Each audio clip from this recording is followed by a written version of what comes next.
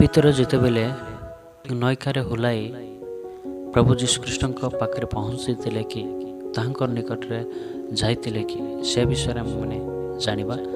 ଆସନ୍ତୁ ପ୍ରଭୁଙ୍କ ବାକ୍ୟ ମଧ୍ୟକୁ ଯିବା, ତାପରେ ପ୍ରଭୁଙ୍କ ବାକ୍ୟକୁ ଆମେ ଦେଖିବା, ତାହେଲେ ଆମେ ଜାଣିପାରିବା। ଆସନ୍ତୁ ପ୍ରଭୁଙ୍କ ବାକ୍ୟରେ ଯିବା। ମାତ୍ୟୁ 14:29 ଲେଖା ଅଛି, ଯୀଶୁ କହିଲେ, ଆସ। ସେଥିରେ ପିତର ନୌକାରୁ ହୁଲାଇ ଜଳ ଉପରେ ଚାଲି ଯୀଶୁଙ୍କ ନିକଟକୁ ଗଲେ। ଦେଖନ୍ତୁ, ଏଠି ପ୍ରଭୁଙ୍କ ବାକ୍ୟରେ ଲେଖା ହେଇଛି ଯେ ଯେତେବେଳେ ପ୍ରଭୁ ଆସୁଥିବା ସମୟରେ, ଜଳ ଉପରେ ଚାଲିକି ଆସୁଥିବା ସମୟରେ ପିତର ଦେଖିଲେ। ଯେତେବେଳେ ପ୍ରଭୁ ଯୀଶୁଖ୍ରୀଷ୍ଟ ପାଣି ଉପରେ ଚାଲିକି ଆସିଥିବା ସମୟରେ ଶିଷ୍ୟମାନେ ଦେଖି ଭୟଭୀତ ହେଲେ, କାହିଁକିନା ଭୂତ ଆସୁଛି ବୋଲି ଭୟଭୀତ ହେଲେ। କିନ୍ତୁ ପ୍ରଭୁ ଯୀଶୁଖ୍ରୀଷ୍ଟ କହିଲେ, ଏ ତ ମୁଁ ଭୟ କର ନାହିଁ ବୋଲି ପ୍ରଭୁ ଯୀଶୁ କହିଲେ। ସେତେବେଳେ ପିତର ଜାଣିଲେ ପ୍ରଭୁ ଯୀଶୁଖ୍ରୀଷ୍ଟ ବୋଲି। ସେଥିପାଇଁ ପ୍ରଭୁ, ତେବେ ଆପଣ ମୋତେ ତୁମ ପାଖକୁ ଆସିବା ପାଇଁ ଆଜ୍ଞା କରନ୍ତୁ। ପ୍ରଭୁ ଯୀଶୁଖ୍ରୀଷ୍ଟ କହିଲେ, ଆସ। ତାପରେ ପ୍ରଭୁ ଯେମିତି କହିଲେ, ପିତର ନୌକାରେ ହୁଲେଇକି ପାଣି ଉପରକୁ ଚାଲି ପ୍ରଭୁ ଯୀଶୁଙ୍କ ପାଖକୁ ପହଞ୍ଚିଲେ, ବା ତାଙ୍କର ନିକଟରେ ପହଞ୍ଚୁ କ'ଣ ହେଲା, ଭୟଭୀତ ହେଲା।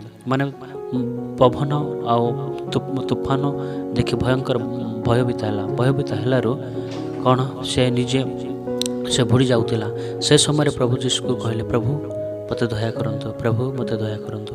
ସେତେବେଳେ ପ୍ରଭୁ ଯୀଶୁଙ୍କ ହାତ ସେ ପିତରଙ୍କ ହାତରେ ପହଞ୍ଚିଲେ। ପିତର ସେ ପାଖକୁ ପହଞ୍ଚିଥିବା ସକାଶୁ ପ୍ରଭୁଙ୍କ ହାତ ପହଞ୍ଚିଲେ। ସେଥିପାଇଁ ଆମେ ଜାଣିପାରିବା ଯେ ପ୍ରଭୁଙ୍କ ବାକ୍ୟ ଅନୁସାରେ ଆମେମାନେ ଜୀବନ କାଟିବା, ତାହେଲେ ପାଣି ଉପରେ ବି ଆମେ ଚାଲିପାରିବା।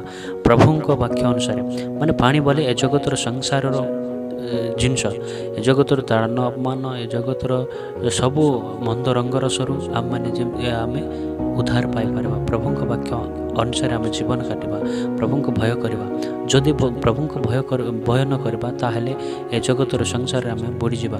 ସେଥିପାଇଁ ବୁଡ଼ିବା ପାଇଁ, ଯେମିତି ଆମେମାନେ ବୁଡ଼ୁ ଯଦି ଆମେ ପ୍ରଭୁଙ୍କ ନାମକୁ ଧରିବା, ପ୍ରଭୁଙ୍କୁ ଡାକିବା, ତାହେଲେ ଆମେମାନେ ବି ଯେମିତି ପିତର ରକ୍ଷା ପାଇଲେ, ସେମିତି ହିଁ ଆମେମାନେ ପ୍ରଭୁଙ୍କ ନାମ ଡାକିଲେ, ପ୍ରଭୁଙ୍କୁ ଆମେ ଭରସା ରଖିଲେ, ଆମେ ବି ଉଦ୍ଧାର ପାଇପାରିବା। ପିତର ଯେମିତି ଉଦ୍ଧାର ପାଇଥିଲେ, ଆମେ ବି ସେମିତି ଉଦ୍ଧାର ପାଇପାରିବା। ସେଥିପାଇଁ ଆମେ ବି ପ୍ରଭୁଙ୍କ ବାକ୍ୟ ଅନୁସାରେ ତାଙ୍କରି ଭୟରେ ଚାଲିଲେ ପ୍ରଭୁ ଆମକୁ ଦୟା କରିବେ ପରମେଶ୍ୱର। ସେଥିପାଇଁ ପ୍ରଭୁ ଯୀଶୁଖ୍ରୀଷ୍ଟ ସମସ୍ତଙ୍କୁ ଦୟା କରିବା ପରମେଶ୍ୱର। ଯେଉଁମାନେ ତାଙ୍କରି ନାମରେ ବିଶ୍ୱାସ କରିବେ, ତାଙ୍କରି ନାମରେ ଭରସା ରଖିବେ, ସେମାନଙ୍କୁ ସମସ୍ତଙ୍କୁ ପ୍ରଭୁ ଯୀଶୁଖ୍ରୀଷ୍ଟ ଉଦ୍ଧାର କରିବେ। ସେଥିପାଇଁ ଉଦ୍ଧାର ପାଇବା ପାଇଁ, ଆମେ ରକ୍ଷା ପାଇବା ପାଇଁ ହେଲେ କେବଳ ପ୍ରଭୁ ଯୀଶୁଙ୍କୁ ବିଶ୍ୱାସ କରିବା ଆଉ ତାଙ୍କରି ନାମରେ ଆମେ ଭରସା ରଖିବା, ତାହେଲେ ଆମେ ରକ୍ଷା ପାଇପାରିବା। ଆମମାନେ ଏ ବାକ୍ୟରେ ଆମେ ଜାଣିପାରୁଛୁ ଯେ ପ୍ରଭୁଙ୍କ ବାକ୍ୟରେ ଆମେ ଶୁଣିଲୁ, ଆଉ ଏ ବାକ୍ୟରେ ଆମେ ଜାଣିପାରୁଛୁ ଯେ ପିତର ପ୍ରଭୁ ଯୀଶୁଖ୍ରୀଷ୍ଟଙ୍କ ପାଖରେ ପହଞ୍ଚିଥିଲେ। ସେଥିପାଇଁ ପ୍ରଭୁଙ୍କୁ ଭୟ କରିବା, ତାହେଲେ ଆମେ ବି ଉଦ୍ଧାର ପାଇପାରିବା। ଏ ବାକ୍ୟ ଦେଇ ପ୍ରଭୁ ଆଶୀର୍ବାଦ କରନ୍ତୁ ସମସ୍ତଙ୍କୁ। ପ୍ରେଜ୍ ଦି ଲର୍ଡ। ଆମେନ୍।